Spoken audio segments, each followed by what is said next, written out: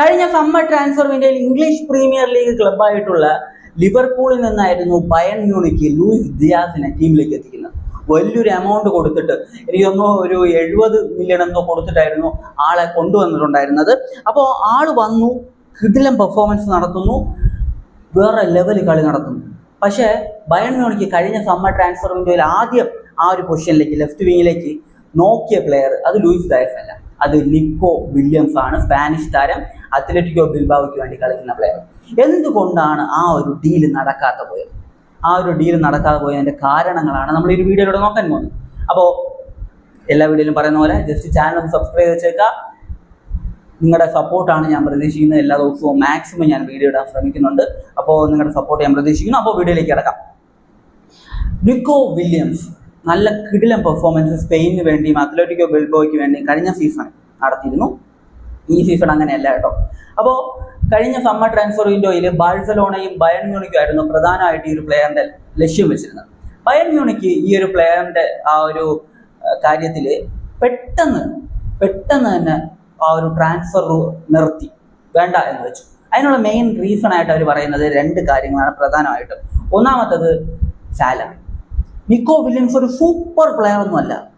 എംബാപ്പയെ പോലെയോ ഇല്ലെങ്കിൽ വിനീഷ്യസിനെ പോലെയോ ഇല്ലെങ്കിൽ നമ്മൾ നോക്കുന്ന സമയത്ത് ഇപ്പോൾ ഒലീസൊക്കെ ഇപ്പോഴാണ് ഒരു സൂപ്പർ സ്റ്റാർ ലെവലിലേക്ക് എത്തിയിട്ടുള്ളത്. കഴിഞ്ഞ സീസൺ ഈ സീസൺ ഇപ്പോൾ ലൂയിസ് ഡയസിന്റെ കാര്യം അങ്ങനെയാണ്. അപ്പോൾ അതുപോലെ ഒരു സൂപ്പർ പ്ലെയർ എന്ന നിലയിൽ നിൽക്കുന്ന ഒരു പ്ലെയർ അല്ല. അങ്ങനത്തെ സൂപ്പർ പ്ലെയേഴ്സിനാണ് ഈ ഒരു ബയൺ മ്യൂണിക്കിന്റെ ആ ഒരു board 20 million euros per year നൽകുക സാലറി ആയിട്ട്. എന്നാൽ നിക്കോ വില്യംസ് ചോദിച്ചത് 22 മില്യൺ പെർ യൂറോസ് ആണ്, പെർ ഇയർ.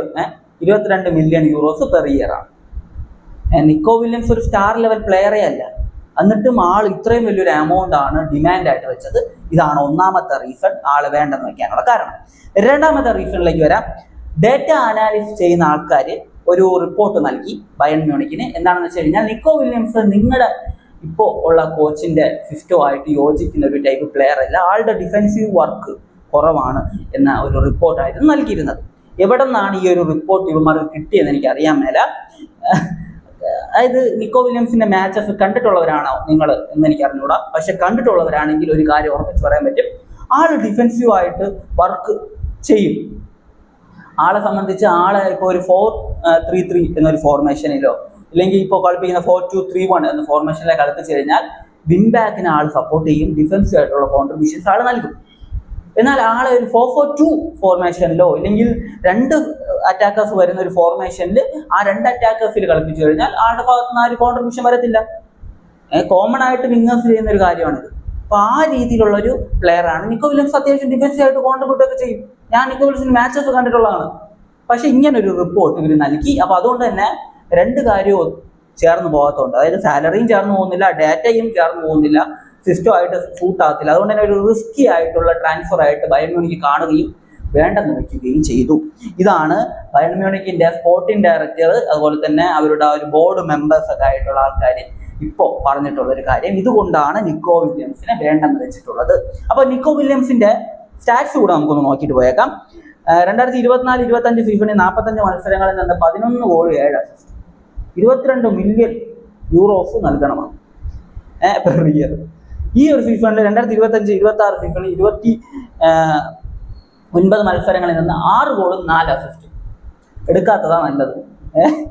ആളെനിക്ക് ഇഷ്ടമുണ്ട്, ആളൊരു കിടിലൻ പ്ലെയർ ആണ്, അതിലൊന്നും ഒരു സംശയമില്ല. പക്ഷേ ഡിമാൻഡുകൾ ഒരു വെക്കുന്നതിനൊക്കെ ഒരു പരിധി ഉണ്ടിടാം.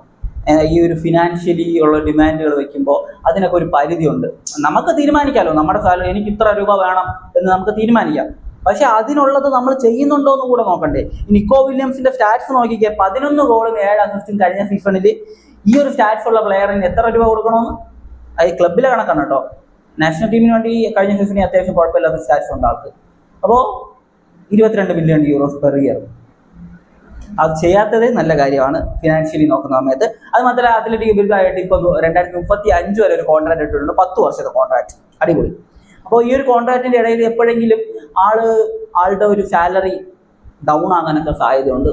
അങ്ങനെ വല്ലതും ഡൗൺ ആയി കഴിഞ്ഞാൽ എത്തിക്കണമെങ്കിൽ എത്തിക്കാം, ഒരു ബാക്കപ്പ് ആയിട്ടൊക്കെ ഉപയോഗിക്കാം. അപ്പോൾ അതേ ഉള്ളൂ.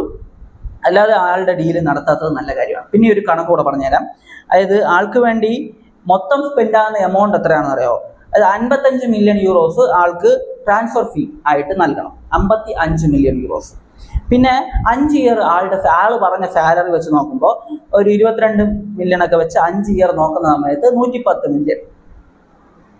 പിന്നെ ഒരു ബോണസ് ഉണ്ടല്ലോ, ആൾക്ക് ബോണസ് ആയിട്ട് എക്സ്ട്രാ എമൗണ്ട് ഒക്കെ വേണമെന്നാണ് പറഞ്ഞിട്ടുള്ളത് മികച്ച പെർഫോമൻസ് നടത്തുമ്പോൾ. അപ്പൊ ബോണസും ഏജന്റ് ഫീ ആയിട്ട് നോക്കുമ്പോൾ അതൊരു 20-25 മില്യൺ. മൊത്തം 185 to 190 മില്യൺ നിക്കോ വില്യംസിന് വേണ്ടി 5 വർഷത്തിൽ ബയൺ മ്യൂണിക്ക് സ്പെൻഡ് ചെയ്യണം.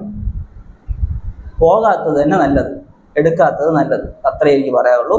അപ്പോൾ ഇത്രയും ഈ ഒരു പ്രശ്നം വന്നതുകൊണ്ടാണ് നിക്കോ വില്യംസിനെ സൈൻ ചെയ്യാത്തത്. ഇപ്പൊ ഏറെക്കുറെ എനിക്ക് ഒരു ക്ലാരിറ്റി വന്നു, ബാഴ്സ എന്തുകൊണ്ടാണ് ഈ പ്ലെയറിലെ ഇത്രയും എഫേർട്ട് ഇട്ടിട്ട് ഈ പ്ലെയറിന് എന്തുകൊണ്ടാണ് കിട്ടാതെ പോയത് എന്നത് ഓൾമോസ്റ്റ് ഉറപ്പായി. ഇതാണ് റീസൺ.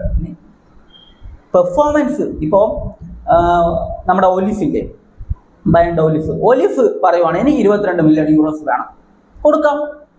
കാരണം ആളുടെ പെർഫോമൻസ് അത്രയുണ്ട്.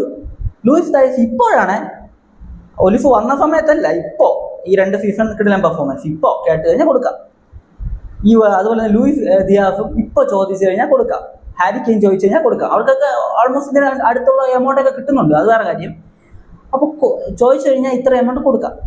പക്ഷേ ഒരു മിഡ് ടേബിൾ ടീമിൽ കളിക്കുന്ന ഒരു പ്ലെയർ, ഒരു യങ്സ്റ്റർ ആണ്, ആള് വലിയ സ്റ്റാറ്റ്സും കാര്യങ്ങളും ഇല്ല, അങ്ങനത്തെ ഒരു പ്ലെയറിന് 22 മില്യൺ യൂറോസ് പെർ ഇയർ വേണമെന്ന് പറയുന്നത് കുറച്ച് ഓവറായി പോയി. നമ്മൾ ഇന്റർവ്യൂക്കൊക്കെ പോയിട്ട് അവർ എക്സ്പെക്റ്റഡ് സാലറി എന്ന് ചോദിക്കുമ്പോൾ അത് തട്ടി വിടുമല്ലോ, എനിക്ക് 60,000, 70,000, 1 ലക്ഷം, അതുപോലത്തെ പരിപാടി ആയിപ്പോയി സത്യം പറഞ്ഞാൽ നിക്കോ വില്യംസിൻ്റെത്.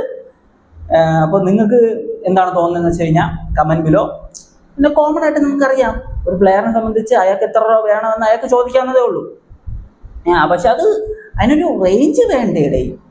നമ്മൾ ചെയ്യുന്ന ജോലി, കമ്പനിയുടെ സാലറി പാക്ക് ചിലപ്പോൾ ഒരു 10 പേർക്ക് 2 ലക്ഷം രൂപ എന്നതായിരിക്കും സാലറി പാക്ക്. നമ്മൾ പോയിട്ട് 1 ലക്ഷം രൂപ ചോദിച്ചു കഴിഞ്ഞാൽ കമ്പനി തരും. അപ്പോൾ അതുപോലത്തെ ഒരു അവസ്ഥയാണ് ഈ ഒരു ട്രാൻസ്ഫർ നടക്കാത്തതിൻ്റെ റീസൺ. എന്ത് തോന്നുന്നു? നിക്കോ വില്യംസിനെ എടുക്കാത്തത് നല്ലതാണോ? നിക്കോ വില്യംസിനെ എടുത്തിരുന്നെങ്കിൽ അത് ലൂയിസ് ഡയസിന്റെ അത്രയും ഇമ്പാക്റ്റ് ഉണ്ടാക്കുമായിരുന്നോ? ഒപ്പം നിങ്ങളുടെ ഒപ്പീനിയൻ അത് എന്താണെങ്കിലും അതും കമന്റ് ചെയ്യുക. അപ്പോൾ മറ്റൊരു വീഡിയോ ആയിട്ട് കാണുന്നതായിരിക്കും. ബൈ ബൈ വിത്ത് ഫുഡ് സ്റ്റാർ.